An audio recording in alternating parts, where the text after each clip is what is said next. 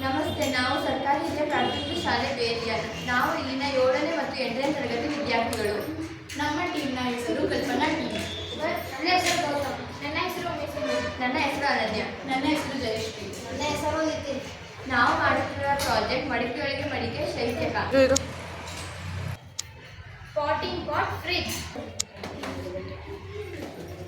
ಇದನ್ನು ಮಾಡಲು ಒಂದು ದೊಡ್ಡ ಮಣ್ಣಿನ ಮಡಿಕೆ ಮತ್ತು ಒಂದು ಚಿಕ್ಕ ಮಣ್ಣಿನ ಮಡಿಕೆ, ಅದರ ಮಧ್ಯದಲ್ಲಿ ಮರಳನ್ನು ತುಂಬಬೇಕು.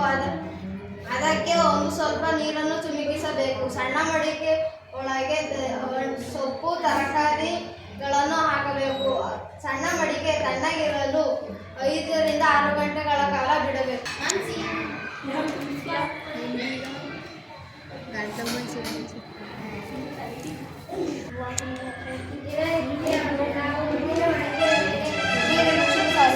ಮತ್ತೆ ಉಕ್ಕಿ ಬಟ್ಟೆಯನ್ನು ಅದರ ಮೇಲೆ ಮುಚ್ಚಬೇಕು.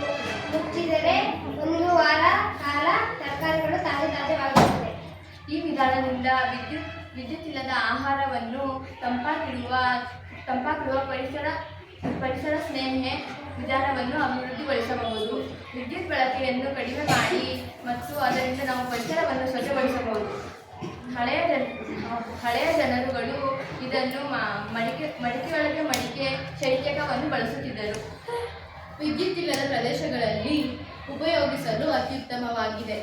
ಪರಿಸರ ಸ್ನೇಹ ಶೂನ್ಯ ವಿದ್ಯುತ್ ಬಳಕೆಯ ಶೀತೀಕರಣ ವ್ಯವಸ್ಥೆ.